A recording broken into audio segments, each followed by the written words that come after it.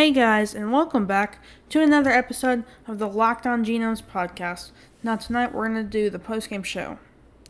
Now obviously, we did not have the best game tonight.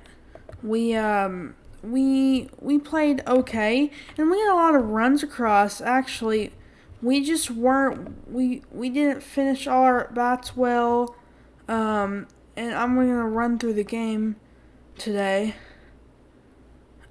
With your Wild Health Genomes.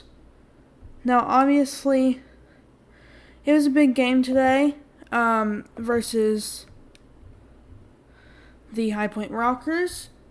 And if the Genomes won the game tonight, we would have had 2 games ahead in the series. And, you win some, you lose some. It is what it is. But I'm going to jump into the game. I have your live stats for you. We did have Max Povsey on the mound today. I'm going to run through all the scoring at-bats here. And first scoring, one didn't come for a while, to be honest. They were down a lot of the game, actually. They were down 4-0 at one point. It wasn't looking good for your Wild Health Genomes. And this is where it started. But as you can see, they made a lot of scoring. But this is our first score right here. Chris Davis coming up to bat. Hits So he comes out, and this is our first, as I said, our first scoring opportunity, and we had 2 on here. So this is like right after the game ends. As you can see, the Genomes did lose tonight, but I am gonna tell you like some stats and different things like that. So we'll open it up. No, this was our first score in the game. He fouled 2 off here. During the end of the game, it did get pretty rainy. They were thinking about closing it, like postponing the game till a later date and finishing out in the morning maybe. Because in the 7th inning it started really getting rainy, but since it was so close of a game and meant so much, they continued it. But as you see, Chris Davis said, boom! 3-run home run. Only cut the lead to 1. Cut the High Point Rockers lead to 1. And so yeah, for a while we were hanging there fine, and then the High Point Rockers decided to throw one more on the board. In this game, I'm gonna pull up the stats here for you all. There was a couple things that happened in this game. So in the 3rd inning, Felix Plie actually got ejected because he threw his bat, and so we had to throw in Teodoro Martinez, usually the shortstop. And it was a big turn of events because there was a lot of things that happened. As you see, this score would come in off the wall, and it is what it is. I mean, we had a great game plan against the High Point Rockers. I thought we executed well. We got the bats when we needed them. If you look at our main guys, obviously Chris Shaw was the big one. Got all 3 hits in his 5 plate appearances. He was 3 for 5. Sorry. Got 3 RBIs. No strikeouts. Chris Davis had a 1 for 5 night. Luke Becker also had a 1 for 5 night. Jimmy Paredes had a 2 for 5 night with 1 RBI. 1 run came across. Felix Plie only had 1 at bat, and that was a strikeout. And then they brought in Teodoro Martinez. He had 3 at bats, got 1 run across, 1 hit, no RBIs. And then Samir Duenas had 2 at bats. He actually got one over the fence, which you'll see in a minute. It was a lot later in the game.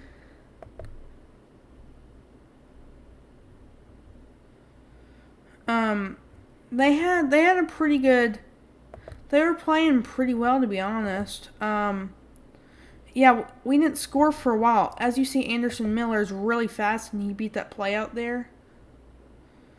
But as you can see, like, we were playing really well.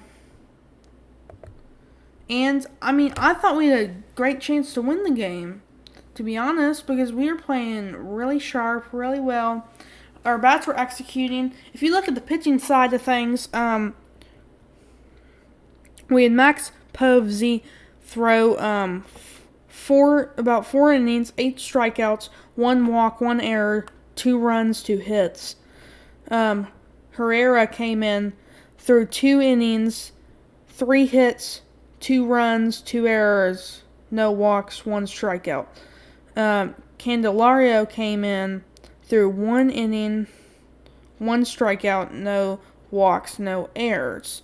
Then Cha-Chan came in, through 0.2 of innings pitched, and got 1 hit, 1 run, 2 errors, 1 walk, and 0 strikeouts. So here's the Samir Dueñas homer that I was talking about. And it was, honestly, even on the replay, I wasn't thinking it was actually going to go across because it was looking like it just went off the wall. But actually, as you can see here, will go across. That first pitch was taken, but the next pitch, he hit a home run. Samir actually is a really good player that we acquired. Even in the broadcast, if you go back and watch it, which I would do that if I were you.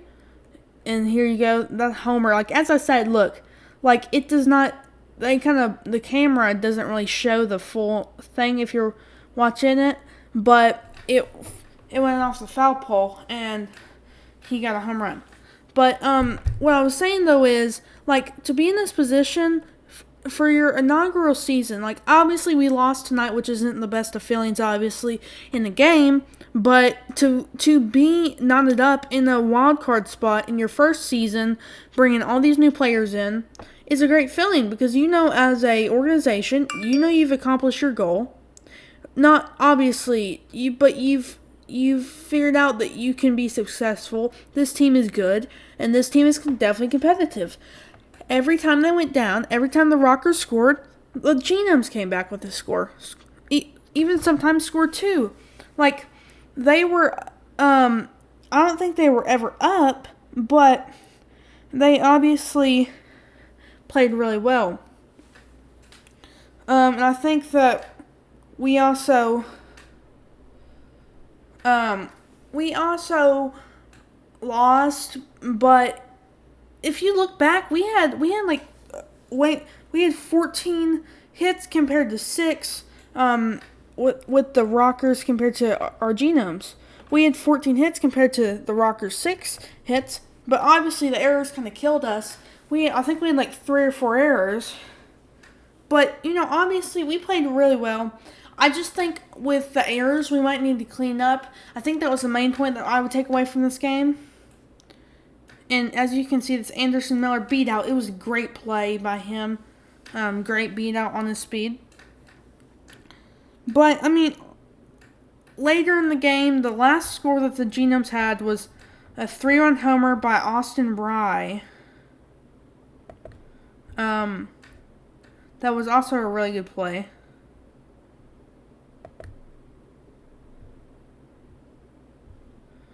And you can see that we are a really good team. As I said, we can stay competitive. We can do what we need to do. And, if we come out tomorrow, right? If we come out tomorrow and play how we did today and just clean up some of those errors, I think we can be able to win this game. Now, the game tomorrow. Now, obviously, the Ducks are a pretty good team. They sit kind of in the middle of the standings. And I think that it's gonna be tough to beat them. Obviously, any team in the Atlantic League is a good team. None of them are necessarily bad teams. Like, all of them you have to be competitive with, because you never know. One night you might have an off night, and some team can just come up and beat you. Like, that's how it works. Like, there's no night where you should expect to win a game, because that's not realistic. Every team in the league knows how to play. Every team in the league has good players. So it's not like no team's bad, is what I'm trying to say here.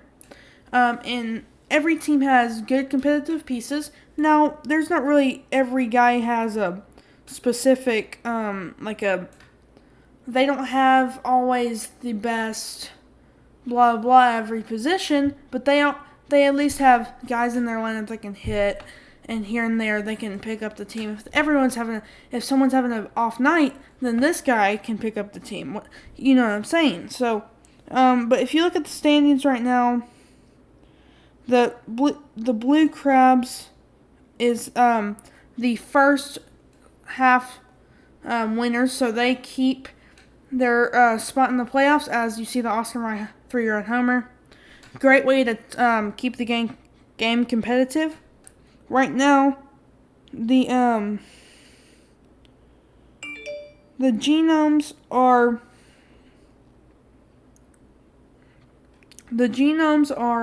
obviously hanging in that second place right now, but the Blue Crabs are at the top. And as you see, they're just playing really well. So I think that it's obviously going to be a big down the stretch to see who will make the wild card spot and stuff. I think that will be very interesting. Like the Legends and the Legends have played really well recently. And the Rockers obviously are tied up with us now, and we're playing pretty well too. So it's kind of a 3-team race here, who can go to the finish line. But High Point, the Gastonia Honey Hunters, since they got the first half pennant locked in a playoff spot for the year for this playoffs, they decided to start their first 2 playoff rounds at their home field, and the Southern Maryland Blue Crabs decided to play game 3, 4, and 5 if necessary at their respective home field. So guys, final score was 9-7. So guys, just give me some comments of what you think about this game, and I will see you tomorrow live at the stadium in Wild Health Field tomorrow. 6:35 first pitch. I'll bring you your pregame and postgame with your host, Kaz Clay. Go Genomes.